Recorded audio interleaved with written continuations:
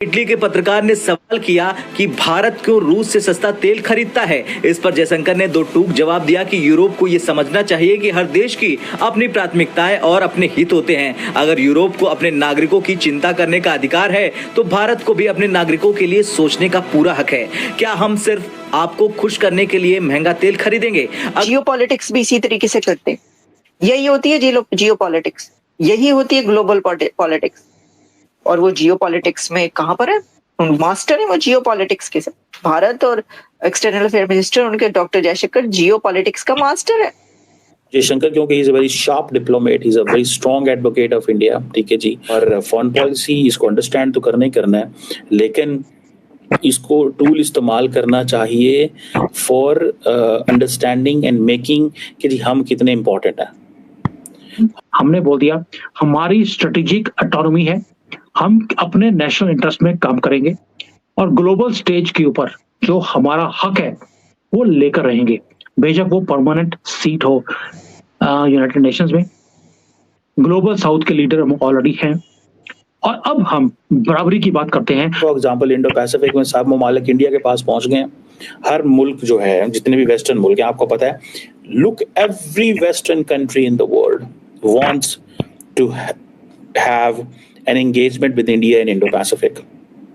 तो क्यों ना जयशंकर कहीं पर पूरी दुनिया में कहीं पे किसी से रिलेशंस हो या कहीं पर कोई लड़ाई हो रही हो या उनके खुद कोई अपना कॉन्फ्लिक्ट हो, तो वो सबसे पहले जो सबसे ज्यादा जिसके ऊपर काम करते हैं वो डायलॉग एंड डिप्लोमेसी होता है। यही वजह है कि वो भारत जो है इस वक्त कहां पर पहुंचा है, इतनी तरक्की कर रहा है, क्योंकि डायलॉग और डिप्लोमेसी सब कुछ होता है।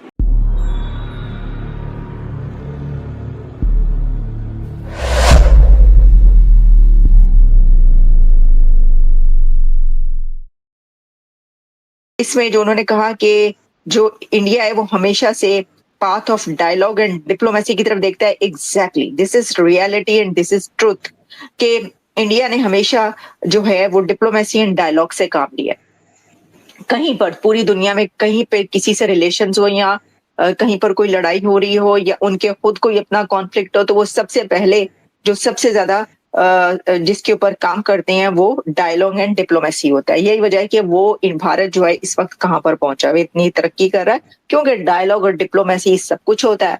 अगर आप उसके ऊपर डिपेंड करते हैं और आप में इतनी पावर होती है और आप में जिसे कहते हैं ना कि आपकी वो एक्सपर्टीज बन जाती है आपके अंदर, तो वो तो फिर आपको कोई रोक नहीं सकता। और इंडिया के अंदर ये है डिप्लोमेसी एंड डायलॉग। और इसकी एक मिसाल अब मैं आपको दिखाने लगी। डॉक्टर जयशंकर की मुलाकात हुई है G7 में, आपको पता है ना, इटली में उनका विजिट।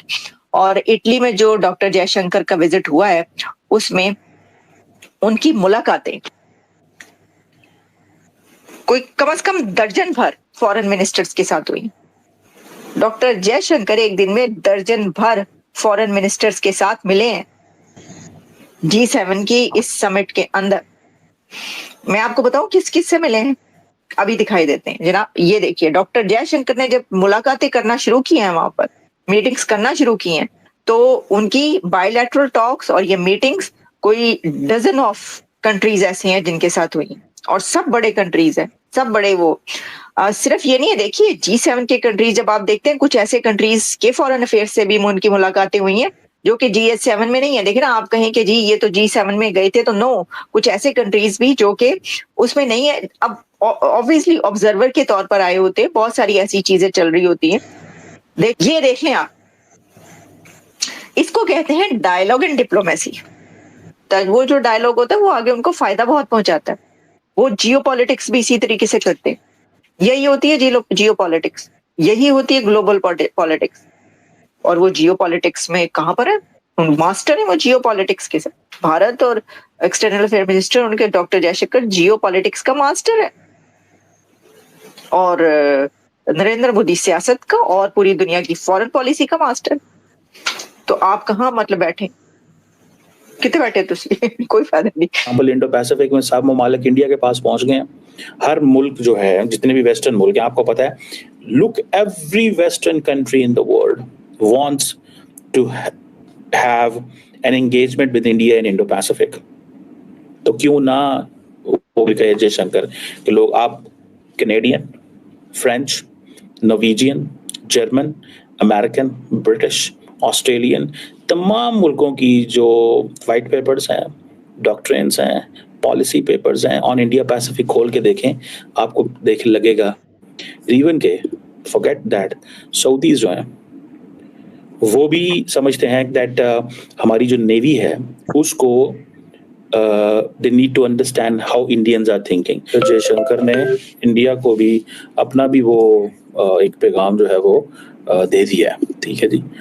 लेकिन इंडिया ने जो फ्रैंकली स्पीकिंग अपना जो ट्रेडमार्क है ना हैव एस्टैब्लिश्ड, उन्होंने अपना ट्रेडमार्क एस्टैब्लिश जो है वो कर लिया हुआ है और वो इसी तरह एस्टैब्लिश किया है। उन्होंने बता दिया दुनिया को कि आपको अच्छा लगे या ना लगे या आपको जो भी लगे, हमें इस चीज़ के वो कोई परवाह नहीं है या कोई फर्क नहीं पड़ता, हमें इस चीज़ से गर्ज है। इंडिया हमेशा से एक बात देखता है डायलॉग एंड डिप्लोमेसी का, तो उसके बाद मैंने आपको बता दिया डायलॉग डिप्लोमेसी इसको कहते हैं।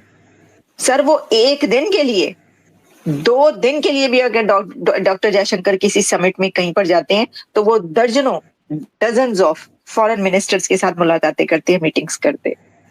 आपका क्या ख्याल है कि ये बस ये चाय पी के चाय वगैरह तो वहां पे तो ये चाय और खाने और खाबे चलते हैं वहां पर? कौन सी OIC हो रही थी कि नहीं, अभी कुछ दिन पहले जो मलिया लोधी जिसके ऊपर बड़ा बोली है वो हो रही थी इस्लामाबाद के अंदर समिट पैलेस्टीन के लिए, और खाने टेबल पे खाने रखे हुए और बातचीत हो रही है। कभी कहीं पर दुनिया में आपने देखा बकायदा मतलब खाने, कई तरह के खाने, ये नहीं कि सिर्फ चाय या बिस्किट, नो, वो खाने खा रहे हैं, प्लेटों की आवाजें आ रही हैं और साथ में पैलेस्टीन के लिए समिट हो रही है।